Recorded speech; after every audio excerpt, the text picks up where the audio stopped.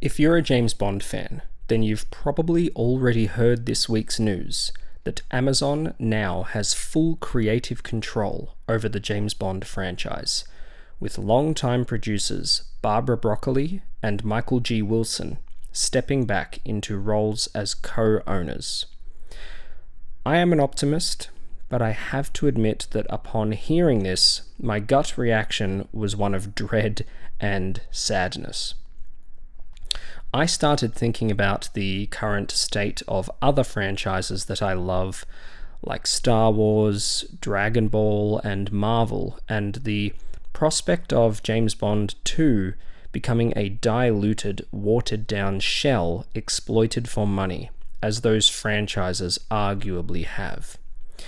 I grew up watching James Bond movies with my family and friends. They are comfort movies for me. Movies that connected me with my family and friends and helped shape my love of cinema, and I always get very excited when a new one is coming out. The series means a lot to me. How do I expect a tech corporation such as Amazon to understand or even care about that?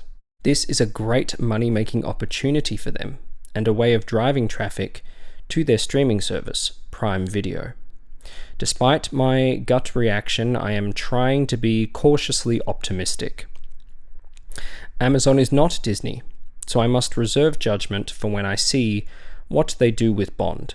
But I have been so burned by Disney when it comes to Star Wars, and so I can't help but look at this as being a potentially similar situation. That being said, in terms of all the big companies in the game at the moment, this is probably the best one to put James Bond with, because Amazon still do believe in the importance of cinematic event releases, as opposed to straight-to-streaming movies or short cinematic runs, which is something that a lot of the other streamers do, and I don't understand why, because you're just losing money with that model. When Disney acquired Star Wars back in 2012, I was beyond excited, but it didn't take long for me to become jaded. I am worried I will become jaded about James Bond, and I don't want to. The Star Wars fandom can be a toxic place when they don't get good Star Wars, but the James Bond fandom isn't toxic. It never really has been. There's been some negative discourse around No Time to Die, sure, but it's largely a positive community. We have had plenty of mediocre misfires in the Bond franchise. Most Bond fans will find something to like even in the failures, and then move on to the next one. I don't want to see this fandom become jaded because it is no longer the Broccolis making a bad Bond movie. As Bond fans, we trust the Broccolis. I have held on to the fact that this is the last classic and iconic franchise that hasn't been bought out by a big company. Since the first Bond film in 1962, the films have been produced by genuine artists that cared deeply about what they were doing. Albert R. Broccoli, Harry Saltzman, Michael G. Wilson, and Barbara Broccoli. It was a family business, passed down generations. It was made with love, passion, innovation, and a respect for the responsibility to fans and to Ian Fleming's novels. These were like indie films. They weren't tainted by the corporate studio system. Every time that these creators would put out a bad Bond film, it was always for good reasons. What I mean by that is that they always took artistic risks and practiced restraint when necessary. Sometimes those risks didn't pay off, but the point is that they tried something with sincere artistic intent.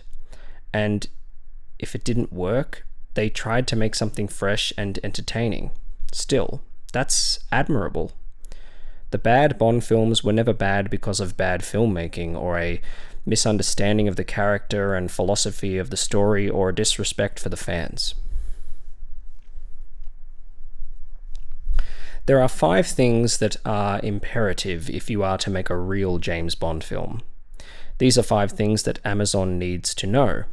Number 1 is that everything you need is in the original Ian Fleming novels.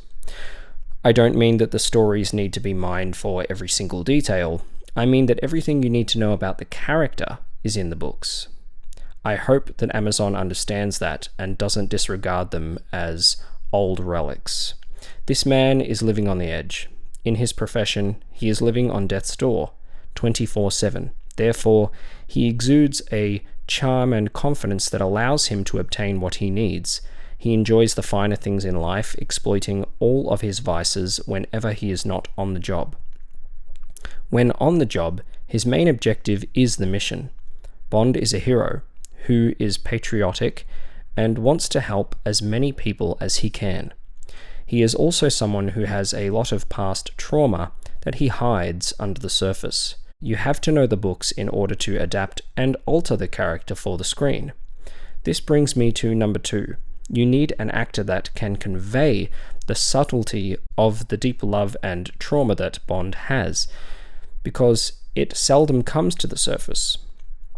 I am sure this was a joke in good fun to announce the creative control takeover, but Jeff Bezos, the head of Amazon, has already posted on his Instagram asking people who they want to be the next James Bond. I really hope that Amazon is not looking to the internet to see who are the popular choices, because it is not about getting an A-list actor that looks the part because of fan casts. The Broccolis always held an extensive casting process and went with their gut. Daniel Craig is a perfect example. No fans watched his films and saw him as Bond, but the producers believed he was best for the role. He didn't look the part traditionally, and that led to major backlash when he was cast. I'm sure you all remember Bond James Blonde and craignotbond.com. However, once we saw him on screen, we ate our words. He became a fan favorite. People are always going to see a Bond movie. James Bond is always going to make money, so you can afford to take a risk on the casting, provided it is not something ridiculous like casting a woman as Bond. I hope that Amazon understands how important casting Bond is. It is better that he isn't a well-known actor. He doesn't have to be a complete unknown, but someone like Henry Cavill, Idris Elba, or Tom Hardy are maybe a little too well-known and arguably too old for the role at this point. Fans don't know what they want. They know what they don't want once you give it to them because they can pick it apart in hindsight, but they often don't know what they want. That's what separates fans from the creators. Genuine creatives know when something unexpected will pay off, because it is true to the spirit of the character. And so I hope that Amazon hires the right people and just lets them create. Amazon needs to keep their fingers out of the writer's room. Number 3 is that James Bond films have always had their finger on the pulse when it comes to global politics. Many of the films center their plot around something that holds a mirror up to the current or potential future state of the world. Tomorrow Never Dies was ahead of its time, being more relevant today than ever before. I'm sure at the time some people thought the prospect of fake news was crazy, of a media mogul potentially starting World War III, but that's very much a reality now. This point is important to understand. Number 4 is that these films have to be done practically. We have to believe what we are seeing. We have to escape. James Bond is not Mission Impossible, but I don't want a CGI fest. I don't want to see AI or deepfakes with fan service and references galore. I don't want to look back, I want to look forwards. Give me something new. I want to see real stunts and big set pieces, all in camera. The series has become known for that, and I hope that they stay true to that. Number 5 is that these films cannot be afraid of who James Bond is.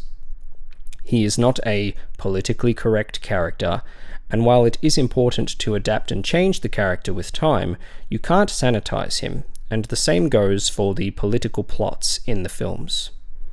We can't be afraid of offending people. This man is an assassin. He lives on the edge. He's not going to be worried about offending people. It is inevitable that Amazon will produce spin-off TV shows for their streaming service. Let's just hope that they are good. I am imagining a Moneypenny series, an M series, or a series about a random 00 agent, all of which sound like terrible ideas, frankly. I don't know what else they would do, though. A better idea would be a series about Felix Leiter or something about Spectre, but I honestly still don't really find those interesting. They could be good, but I don't find them interesting as an idea. These are all supporting characters to Bond, so I just don't know if this is the kind of thing that will work. The prospect of having more long-running characters and returning Bond girls is kind of a good idea to me. There's plenty of great Bond girls that I always kind of wished had returned in future films, but never did. Hopefully they consider more through lines in terms of stories and characters going forward. I just hope that they take their time with these TV shows and films and focus on planning it out properly and making something good, ultimately. Focus on one thing at a time. I don't want James Bond to just become content. I don't want an MCU-like interconnected universe. I suppose this was all inevitable to some extent. Michael G. Wilson is getting old, but I guess I thought that the next generation would take up the helm, that it would stay in the Broccoli family. But maybe they don't want to. I have to respect that. They don't need to continue this legacy. I am not upset about these people stepping back. They need to do what is right for them. And if these stories on the internet are true, then Amazon sounds as though they are hard to work with. I don't really buy into the rumor mill. I like to hear it come from the mouth of the person, otherwise I take it with a grain of salt. But we have heard of Barbara Broccoli fighting with Amazon for months, and so I guess she had enough. I have 2 reasons to be optimistic about all of this. Number 1 is that I have had some issues with how Michael G. Wilson and Barbara Broccoli have handled the Bond brand throughout the past 10 to 15 years. So it could be good to wipe the slate clean and have a fresh new era to look forward to. Michael G. Wilson and Barbara Broccoli have done amazing things with the franchise and have been the shepherds of it for my whole lifetime. I love the films that they have put out, and I take my hat off to the both of them. I will always thank them, so please don't take my forthcoming criticisms as a lack of appreciation and respect. I am all for James Bond movies being primarily cinematic events that don't come out every year or multiple times a year like a Marvel movie. But the gaps between Daniel Craig movies were too long. When Wilson and Broccoli were producing the Brosnan era, they had a good thing going. We had a film every 2 to 3 years. After Quantum of Solace, the gaps between films were too large, and I understand a lot of that had to do with rights and financial issues, as well as COVID-19 delays in the case of No Time to Die. However, Eon Productions hardly kept the franchise alive in between those films. Sure, we were getting novels every now and then, but on the merchandise and especially video game fronts, things were lacking. I don't know much about the video game licensing for Bond, but I imagine that Eon, MGM, and the producers had a lot to do with it, especially when the games are tying in with the films. In the Brosnan era, the games were thriving, with fans receiving a game every year from 1997 to 2005, with sometimes multiple games a year. Games that tied in with the films, as well as totally separate entities of their own. Most of these games were genuinely great, or at least good, with some being iconic, such as GoldenEye for the Nintendo 64. Nightfire and Everything or Nothing are some more of my favorites. But now we haven't had a Bond video game since 007 Legends in 2012, and that wasn't really reviewed favorably. The last one that I genuinely enjoyed playing was Bloodstone, and that came out a while ago. The reason that this is important to me is that games like GoldenEye for the Nintendo 64 is what introduced me to Bond as a kid, and it seems that Gen Z and Gen Alpha are not really aware of Bond, or they lack interest in the series. When I was growing up, and in generations preceding mine, Bond was a family affair. It crossed generations. People watched Bond with their families. Parents introduced their kids to Bond. I still remember the first films that my parents and grandparents showed me. I watched GoldenEye, and then I watched From Russia with Love, closely followed by Goldfinger, Diamonds Are Forever, and For Your Eyes Only. Maybe there have been issues with the game license, I don't know, I haven't really looked into it. But by neglecting these video games for so many years, the franchise has largely lost an entire age group of potential fans.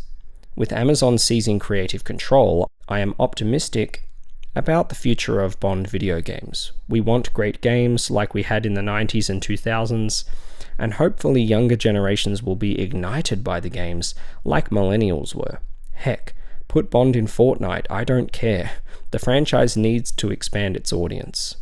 My second reason for being optimistic is that I think there is a lot of potential to do things for fans of the Ian Fleming novels. Things that the Broccolis probably wouldn't have done. The Bond franchise has stayed relevant over the years because it has moved with the times. However, I think that it would be interesting to do period piece Bond films set in the 1950s and 1960s. This seems like a really obviously good idea to me, but maybe Amazon doesn't want to do period piece films. But then they could have two people playing James Bond at once, one in the films that are still treated as modern-day blockbusters, and one on their streaming service in a period piece TV series that adapts the original novels more closely than the classic Bond films did. They could really lean into that old Hollywood vibe with more of an emphasis on espionage instead of action. Femme fatales, smoking in bars, Bond playing cards in casinos, battling people with his wits rather than gadgets. There is a lot of potential here stylistically. Thinking about that gets me excited for the future, despite my initial gut reaction to the news. The idea of a new era beginning for the series that may have it thriving as it did in the 60s, 70s, 80s, and 90s is definitely exciting. I am precious about the series, but I think it is time for a new era. I'm sick of all the James Bond dry spells. It won't all be good, but as Bond fans, we know what it feels like to get bad Bond movies. That being said, I always find something to enjoy, even in the bad Bond movies.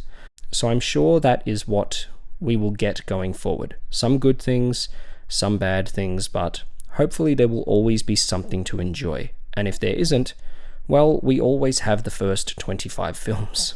What Disney has done to Star Wars hasn't ruined my love of the George Lucas era, but it has affected the way that I engage with my own fandom as well as other fans. I don't really take part in the fandom as much as I used to. I don't have the same passion that I used to. And I don't want that to happen with James Bond. I don't want to just be someone who loves the original 25 films and doesn't really engage with the fandom anymore. But we will see. The rights to the original James Bond novels will start entering the public domain in 10 years anyway. So anyone will be able to make a Bond film. If Amazon fails in every conceivable way over the next decade, then we can just look forward to that, I suppose. It also could be really interesting if Amazon decides to adapt some of the post-Fleming novels from some of the other authors. That's another potentially good idea. Although I don't know how I will feel about Bond films that can't use the gun barrel or the music, I guess it would be kind of interesting to have lots of different studios taking a shot at making a Bond film. Let's just hope it's not a bunch of Never Say Never Agains. Hopefully Amazon chooses a passionate and knowledgeable producer to take up the helm from the Broccolis for more than a few films. Someone that can fill that long-time producer role. I hope Amazon leaves the creative decisions to the creatives and just worries about the marketing. One thing is for sure, they need to hit the ground running with this first film, and not rush it if it isn't right. They need to do something great right out of the gate, or they will lose people. Who do you want to direct the next James Bond film? Christopher Nolan, Quentin Tarantino, Christopher McQuarrie? Who do you want to star as the next James Bond? Henry Cavill, Harris Dickinson, Paul Mescal, Aaron Taylor-Johnson, Richard Madden, Nicholas Hoult? Let me know in the comments below. And let me know how you feel about this news. Do you hate it? Do you love it? Are you indifferent or cautiously optimistic? I am in the middle on it. I'm probably cautiously optimistic, maybe leaning negative, but really trying to be positive about it. We can't change it, so we might as well deal with it. That is where I think we should all sit with it personally. We have no real reason to doubt Amazon as of yet. They have some pretty good TV shows on their streaming service. Let's just give them a chance and reserve judgment until we see what they do. This is a bittersweet end of an era, but I think that we should be optimistic about the future. Thank you, Michael and Barbara. You will be missed.